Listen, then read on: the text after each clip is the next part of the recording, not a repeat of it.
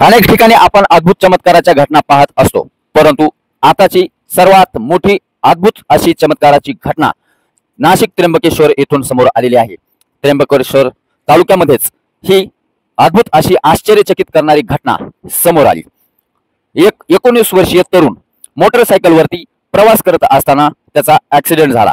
त्या अपघातामध्ये गंभीररित्या तो जखमी देखील झाला। बेशुद्ध अवस्थेमध्ये त्याला नाशिक त्र्यंबकेश्वर तालुक्यातील रुग्णालयामध्ये त्याला दाखल करण्यात आलं। दाखल केल्यानंतर त्याच्यावर उपचार चालू असताना डॉक्टरांनी त्याला ब्रेन डेड घोषित केलं, म्हणजेच मयत असं घोषित केलं। मृत घोषित केल्यानंतर त्याच्या संपूर्ण कुटुंबाने, परिवाराने, सोयऱ्यांनी, धैर्याने त्याच्या अंत्यसंस्काराची तयारी सुरू केली आणि संपूर्ण त्र्यंबकेश्वर मध्ये ही बातमी पसरताच शोककळा पसरली आणि त्याच्या अंत्यविधीची तयारी सुरू असताना त्याची डेड बॉडी गावाकडे घेऊन आली असताना त्याला सरणावरती ठेवलं। त्याच वेळेस त्याच्या नाकातून श्वास सुरू झाला आणि तो खोकलला।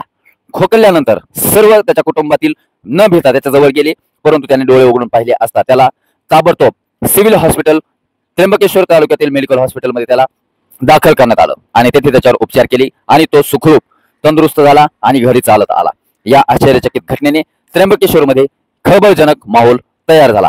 19 वर्षीय मुलगा भाऊ लचके या नावाचा तरुण मयत घोषित केला।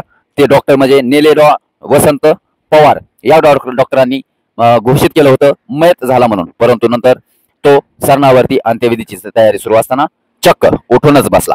या घटनेने त्र्यंबकेश्वर तालुक्यामध्ये संपूर्ण खळबळजनक माहोल सुरू झाला। त्याच्या कुटुंबाने देखील संपूर्ण काही बाईट दिली। तर या भावाच्या आयुष्याबद्दल, याला मिळालेल्या जीवदानाबद्दल त्र्यंबकेश्वराचाच आशीर्वाद आहे असं देखील बोललं जात आहे।